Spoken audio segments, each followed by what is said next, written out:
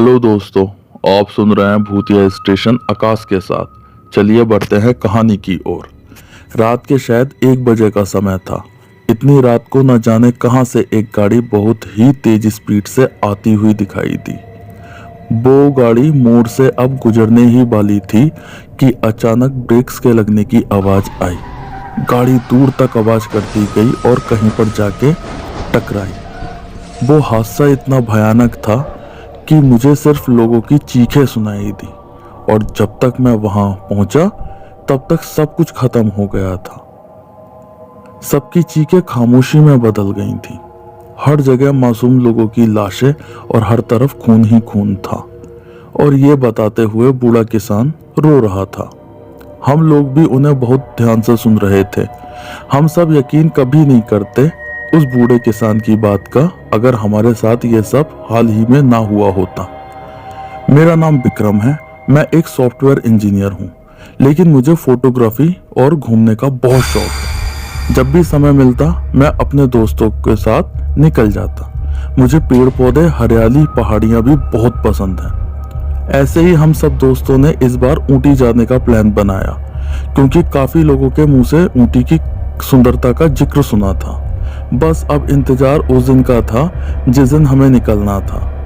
खैर, शनिवार का दिन आ ही गया। मैं, अमित, सनी तीनों अमित की गाड़ी से सुबह को जल्दी उठकर निकल गए, ये सोच के नाश्ता रास्ते में ही कर लेंगे।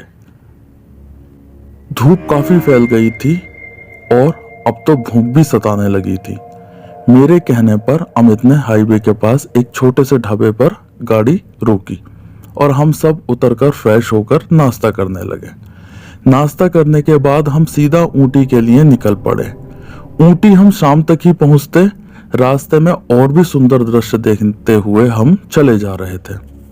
हम तीनों दोस्त प्रकृति की सुंदरता को देखकर बहुत ही खुश हो रहे थे। दोपहर के लगभग 2 बजे होंगे। मुझे नींद आ रही थी। मैंने सनी से कहा कि आगे आकर तू बैठ जा, मुझे नींद आ रही है। तब सनी बोला, ठीक है भाई। वो आगे आ गया और मैं पीछे जाकर लेट गया। इस सब को देख अमित बहुत लाल पीला हो रहा था और बोल रहा था, ट्रिप का मजा ये सोकर ले रहा है। मैंने कुछ नहीं बोला और मैं सो गया। अभी तक सब ठीक था। वैसे कहते हैं, जो भगवान में आस्था रखता है तो भगवान भी उसको किसी भी तरीके की अनहोनी होने से पहले ही सूचना दे देते हैं। लेकिन शायद लोग ध्यान नहीं देते। हमने भी ध्यान नहीं दिया। हम अपनी मस्ती में चले जा रहे थे और ऊटी पहुंचने के सपने देख रहे थे। अब शाम होने लगी थी। मेरी भी नींद खुल गई थी। मैं अब काफी फ्रेश फील कर रहा था। अब पहाड़ों का रास्ता शुरू हो गया था। घना जंगल और पहाड़। वहां का मोड़ ऐसा लग रहा था जैसे कि यह आखिरी हो। इसके आगे रास्ता खत्म कि अचानक से अमित ने ब्रेक लगाए। मेरा सर बहुत तेजी से सीट पर टकराया तो मैं बोला, क्या हुआ अमित? सामने एक औरत खड़ी थी बीच रोड में। गाड़ी रुकी। सनी गुस्से में कार से बाहर निकलकर उस औरत के पास पहुंचा और सनी के बोलने से पहले ही उस औरत ने बोला, भैया मेरी मदद करो।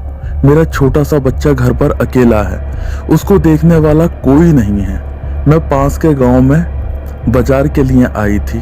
अब वापस जाने के लिए पैसे नहीं बचे हैं और रात होने वाली है।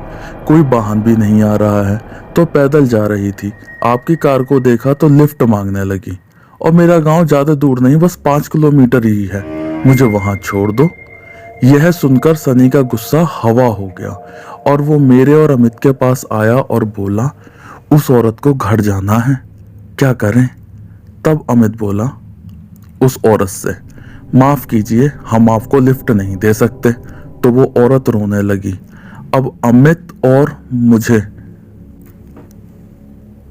लगा कि हमें उसकी मदद करनी चाहिए, लेकिन हम तीनों को समझ नहीं आ रहा था कि एक औरत लिफ्ट मांग रही है, वो भी गांव में जाने के लिए, और वो भी शाम को, जो अब रात में तब्दील हो रही थी। अंधेरा बढ़ रहा था तो मैं बोला, चलो रास्ते में अगर गांव है तो हम छोड़ देंगे। और उस औरत को हमने आगे अमित के पास वाली सीट पर बैठाया। सनी और मैं पीछे वाली सीट पर बैठ गए। अब सनी बोलना शुरू करता है, बहन जी, आपको लिफ्ट मांगते देख मैं तो चौंक गया, क्योंकि ये गांव में नहीं शहर में होता है। तो वो औरत बोली, भैया जरूरत है इसलिए लिफ्ट मांगी। रात का अंधेरा बढ़ रहा था। हम हमेशा बाजार इसी रास्ते से जाते हैं, लेकिन सुना था कुछ दिन पहले से यहाँ एक शेर घूम रहा है, तो डर लग रहा था, इसलिए कार के सामने आ गई। आप नहीं जानते हैं क्योंकि आप नए लग रहे हैं, इसलिए संभल कर रहिएगा। गाड़ी चल रही थी और हम उस औरत की बात बहुत ध्यान से सुन रहे थे और उसकी बात पर यकीन भी कर रहे थे कि उस शेर ने उसके गांव के कई लोगों को कैसे मारा। उसकी बातों से साफ झलक रहा था कि ये लोग तो डर के माहौल में ही जी रहे हैं। बातें चली रही थी, इतने में ही अचानक से अमित का फोन बजा। सबको फोन की आवाज से ऐसा लगा अचानक सबकी नींद खुल गई हो। हर तरफ अंधेरा हो गया था। हम जा रहे थे, लेकिन अब तक उस औरत का गांव नहीं आया। उसने बोला 5 किलोमीटर दूर गांव है। अचानक मेरे दिमाग में एक ख्याल आया, क्यों ना उस औरत से पूछूं, उसका गांव तो पास में था, तो अब तक आया क्यों नहीं। लेकिन फिर सोचा कहीं वो औरत कुछ गलत ना समझे, इसलिए मैं उस औरत से कुछ ना बोलकर अमित से बोला, अमित गाड़ी रोक। अमित ने रास्ते के किनारे गाड़ी रोक दी। हम अपने पैर के दर्द बोलकर नीचे उतर गए। वो औरत अभी भी गाड़ी में ही बैठी थी। रात के 11 बजने वाले थे। किसी ने ध्यान ही नहीं दिया। बाहर घना जंगल और झाड़ियां थी। दूर से कोई आता दिखा कि अचानक से झाड़ियों से किसी जानवर की भयानक आवाज आई और हम तीनों तो बहुत डर गए। सामने से एक बूढ़ा आदमी आ रहा था साइकिल से। उसने हमें देखकर अपनी टॉर्च जलाकर हमारी तरफ करके बोला, अरे कौन है वहां, यहां क्या कर रहे हो। जब वो पास आया तो मैं बोला, बाबा हम रास्ता भटक गए हैं, काफी देर से घूम रहे हैं, हमें ऊटी जाना है। ना ऊटी आया है और ना ही उस औरत का गांव। बूढ़े बाबा बोले, कौन औरत बेटा। इतने में सनी बोला, वो औरत जो हमारी गाड़ी में बैठी है। वो बाबा गाड़ी के पास जाकर देखने लगे। हम भी कार के पास गए। अब तो हम सबके होश उड़ गए। अरे बेटा यहाँ तो कोई औरत नहीं है, बाबा बोले। अब तो सनी को बहुत डर लग रहा था और वो अमित से चिपक गया डर के मारे, क्योंकि वहां कोई औरत नहीं थी। हमें कुछ समझ नहीं आ रहा था कि तभी बाबा बोले, तुम लोग बताओ वो औरत कहाँ मिली थी। अमित बोला, लगभग 2 घंटे पहले रास्ते पर खड़ी लिफ्ट मांग रही थी। हमने गाड़ी में बिठा लिया, तब से बस घूम ही रहे थे। वो बोली उसका गांव पास में है और फिर ना जाने उसका गांव कहाँ है, और ना ही उसका गांव आया और ना ही हमारा ऊंटी आया, और गाड़ी रुकती ही एकदम वो कहाँ चली गई। इतने में बाबा बोले, बेटा तुम लोगों ने किसी औरत को नहीं, एक भूतनी को गाड़ी में बिठाया था। वो और कोई नहीं, यहाँ उस मोड़ पर जो मौतें होती हैं ये वही थी। तुम सबका नसीब अच्छा है जो तुम सब लोग बाल बाल बच गए। मेरा खेत पास में है, वहां चलो, आगे मत जाओ, अगर जाओगे तो तुम लोग शायद ना बच पाओ। तुम सब भी अभी अभी मौत के साथ सफर करके आए हो। वो बाबा हम तीनों को अपने खेत पर लेकर गए। वहां एक झोपड़ी थी, वहां भी जल रही थी। हम सब सदमे में थे। क्या हो रहा था कुछ समझ नहीं आ रहा था। पहाड़ी इलाका था, ठंड बहुत बढ़ गई थी। आग के पास बैठकर अच्छा लग रहा था। वो बाबा हम सबको देख बोलने लगे, तुम सब बहुत नसीब वाले हो। वो चुड़ैल ने आज तक बहुत लोगों को जान से मारा है। वो ऐसे ही किसी का रास्ता रोक गाड़ी में बैठ जाती है और सामने की ओर इशारा करते हुए बाबा बोले उस मोड़ पर उसकी हत्या कर देती है। ये किस्सा सालों से चल रहा है। मौत पे वैसे तो किसका बस चलता है।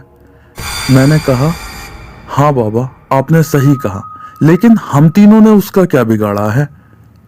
तो बाबा बोले, उसको तो बस बदला लेना है, क्योंकि उसकी किसी ने मदद नहीं करी। रास्ते में जा रही थी, उसका बच्चा घर में अकेला था। वो भागती रही, मदद मांगती रही, किसी ने मदद नहीं की और उसे शेर ने मार दिया। उधर उसका बच्चा भी मर गया। लोग कहते हैं वजह कुछ और थी, लेकिन वह चुड़ैल वो रास्ते से जाने वालों को दोषी मानकर उसको मारती है। हम सब भी एक साथ बोल पड़े कि उस औरत ने भी हमसे उसके बच्चे के घर में अकेले होने की बात कही थी। फिर बाबा बोले, अभी परसों रात की बात है, मैं उस रात खेत पर ही था। उस डायन ने पूरे परिवार का नाश कर दिया। मैं कुछ नहीं कर पाया। तुम लोग बच गए, ऐसी किस्मत उन लोगों की नहीं थी। जब तक मैं पहुंचा तब तक सब लोग मर चुके थे। उसने बच्चों तक को नहीं छोड़ा। और यह सब सुनकर बाबा रो रहे थे। अब सुबह होने लगी थी। हमारी जिंदगी का एक नया सवेरा हो रहा था।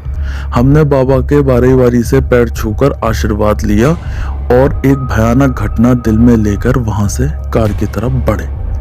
ऊंटी सामने ही दिखाई दे रहा था।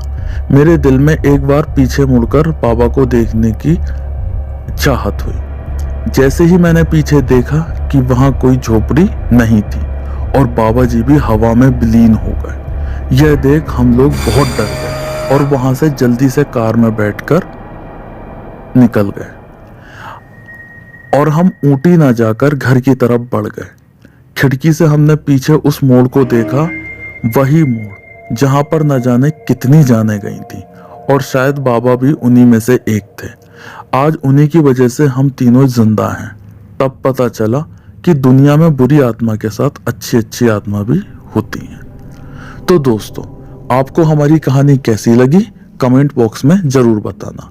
और अगर आप हमारे चैनल पर नए हो तो चैनल को सब्सक्राइब करना, वीडियो को लाइक करना और बेल आइकन दबाना ना भूलें। धन्यवाद।